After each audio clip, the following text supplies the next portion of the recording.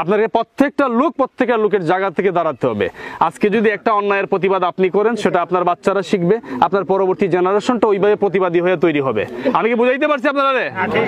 এই বিষয়টা যাতে আর পুনরাবৃত্তি না ঘটে, এই জন্য আপনারা আমাকেও যদি কোনো ঘটে আমাকে জানাবেন, আমি প্রয়োজনে আরো লাগে আমি আরো আসবো, কিন্তু এই বিষয়টা যাতে এখানেই সমাধান হয়। আপনারা এটা ভাববেন না যে আমি 10 মিনিটের জন্য আসছি এখানে বড় বড় ডায়লগ দিয়ে আমি চলে গেছি, এটা না। হ্যাঁ, আমি সেই লোক না, সেটা আপনাদেরকে আমি কাজে প্রমাণ করব।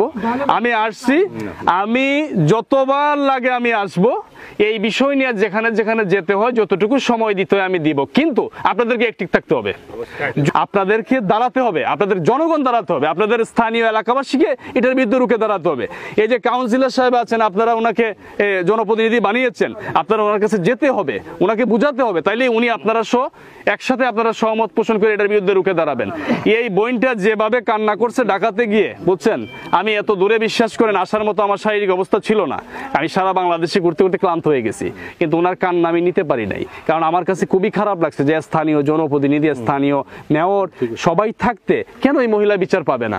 আমি বিশ্বাস করি আজকের যে বিষয়টা, আমার কোনো কথায় কষ্ট পেয়েছেন আপনারা কেউ? হ্যাঁ, আমি বিশ্বাস করি কাউন্সিলর সাহেব দুইটা কথা বলবেন এই বিষয়ে। একটু আসেন, একটু আমার ক্যামেরায় বলেন।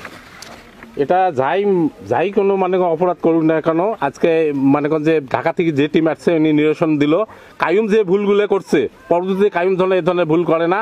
আমারও কায়ুমের প্রতি অনুরোধ থাকলো, ওই যে মহিলা তোমার বিরুদ্ধে অভিযোগ করছে সেই মহিলা যেন তোমার মুখ দিয়ে সুনাম গায়।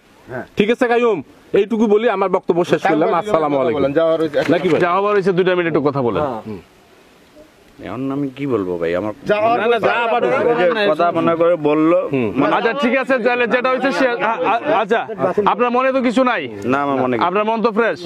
আচ্ছা, যা হবার হয়েছে, আমরা আজকের বিষয়টি এখানে শেষ করব।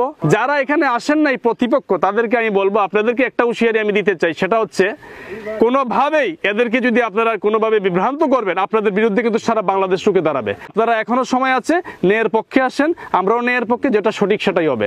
সবাই ভালো থাকবেন, আসসালামু আলাইকুম।